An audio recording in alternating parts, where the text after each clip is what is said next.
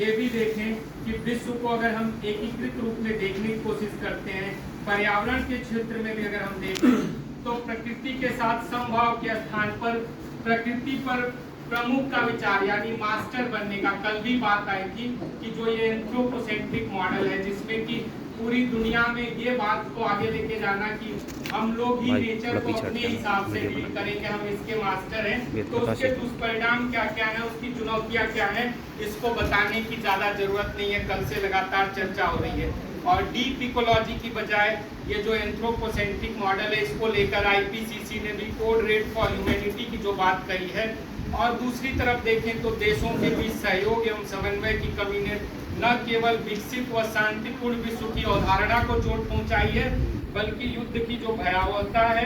मैं उससे गुजर के आया हूं, इसलिए मुझे पता भी है और आप सब भी उससे परिचित हैं और यही सारी बातें निकल के आई हैं। तो इन सब का समाधान ढूंढना आवश्यक है, इस पर चर्चा हो रही है, ये बहुत आवश्यक है। और इसके लिए लोकतंत्र की जननी समानता के साथ समावेशिता की प्रस्तावक और वसुधैव कुटुंबकम और विश्व मित्र के अग्रदूत होने के नाते भारत इन मुद्दों का समाधान दे सकता है। और इसलिए भारतवर्ष के विश्वविद्यालय में अगर आज इस पर बात हो रही है तो इस संबंध में पंडित दीनदयाल उपाध्याय का एकात्म मानववाद का दर्शन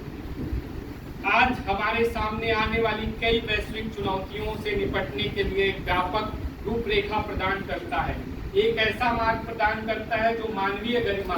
सांस्कृतिक विविधता, सामाजिक सद्भाव और पारिस्थितिक संतुलन का सम्मान करता है, साथ ही साथ आर्थिक और तकनीकी प्रगति को भी प्रोत्साहित करता है।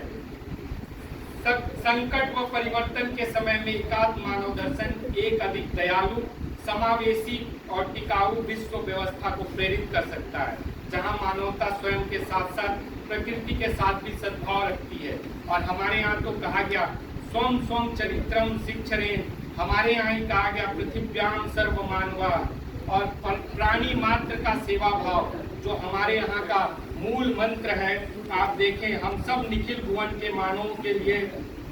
उत्कट सेवा आकांक्षा और उसमें समरसता का भाव लेकर चलने वाले लोग हैं। और पिछले कुछ वर्षों में जिस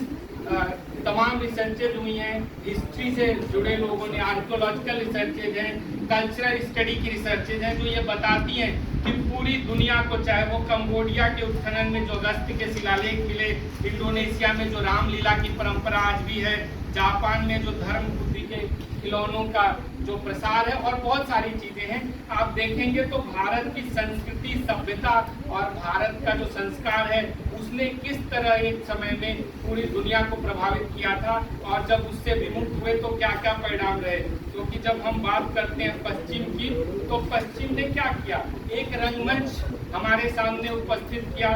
और उसमें उन्होंने व्यक्ति का अस्तित्व तो क्या है नहीं है इसके ऊपर चर्चाएं की। उनके यहाँ भी देखिए पोप को लेकर ये हुआ, अभी बीच में कितने दिन लगे, साथ में कह सकते हैं कि पोप और मोनार्क को की कठपुतली के रूप में बाकी को देखा जाना, व्यक्ति स्वतंत्र का सिर्फ नाटक किया जाना, यानी इंडिविजुअलिटी की बात तो करते हैं लेकिन इंडिविजुअल की जो स्वतंत्रता है वो भी नहीं है। और पारिवारिक इकाई के विरुद्ध जो विद्रोह खड़ा करने का काम किया पश्चिम ने, तो इन सब में एक तरफ उन्होंने एक टाइम ऐसा भी आया राष्ट्रवाद को लेकर बहुत सारी विरोधी, क्योंकि राष्ट्र की अवधारणा से ही वो परिचित नहीं है। उन्होंने अंतर्राष्ट्रीयता और राष्ट्रीयता के भेद को भी नहीं समझा, अंतर्राष्ट्रीय संबंधों को कैसे आगे लेके बढ़ा जाए, क्योंकि उनकी जो अप्रोच है वो होमोसेंट्रिक है। और जो दीनदयाल उपाध्याय जी ने डिसेंट्रलाइजेशन की बात की, तो ऐसे में हमें समझना होगा, क्योंकि स्थायित्व पूर्णता का अभाव है उनके विचारों में। क्योंकि एक तरफ तो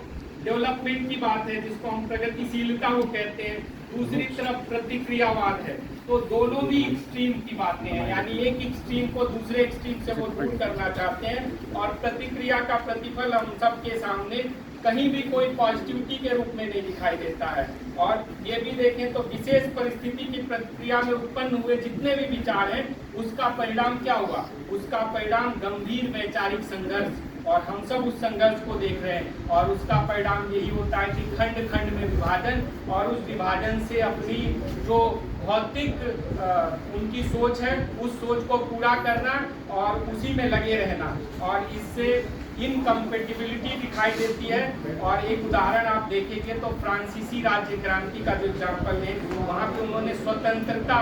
समता और बंधुता की बात की, लेकिन वो कहीं नहीं पहुँच पाए, उसको अचीव नहीं कर पाए, क्योंकि जीवन मूल्यों को बिना समझे और भौतिकवादी दर्शन पर आधारित होना तो सिर्फ धन और पद की लोलुपता है, और व्यक्तिगत विकास की जो प्रेरणा और समानता, इसके बीच में सामंजस्य स्थापित होता हुआ नहीं दिखाई देता है, क्योंकि समन्वयात्मक व्यवस्था की आवश्यकता है, ऐसे जीवन रचना की आवश्यकता है जिसमें जीवन मूल्य अलग ढंग के हों और भौतिक और जो अभौतिक है उनकी एक ऐसी सार्वलौकिक व्यवस्था की जाए जिसमें एक प्रेरणा भौतिक लाभ की हो, एक प्रेरणा सामाजिक लाभ की हो, उसका समन्वय किया जाना जरूरी है। और उसमें भी जो सामाजिक प्रतिष्ठा है उसको प्रायोरिटी देना होगा भौतिक प्रतिष्ठा की बजाय, और इसीलिए हमें अंधानुकरण से भी बचना होगा। विचार वही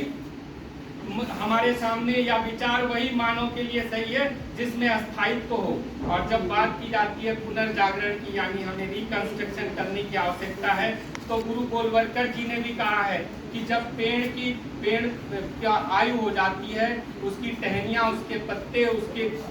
तना सब कुछ खराब होने लगता है, गलने लगता है, तो वो एक प्रक्रिया का हिस्सा है, लेकिन साथ ही साथ उसी पेड़ से एक नया बीज निकलता है, एक नया अंकुर निकलता है, एक नया पौधा निकलता है। तो हमें उसको भी समझने की जीवन से जरूरत है कि नवीन अंकुर निर्मित होने दीजिए। मूल वृक्ष के साथ एक संग जीवन, एक रस जीवन है, और उसी इस रस को समझना है कि वो उसी से निकला हुआ रस है। तो इसलिए भारतीय जीवन रचना जो है वो व्यक्ति और समाज, राष्ट्रीयता और अंतर्राष्ट्रीयता दोनों की बात करती है, सिर्फ व्यक्ति के बारे में नहीं सोचती, व्यक्ति के साथ समाज, राष्ट्र और विश्व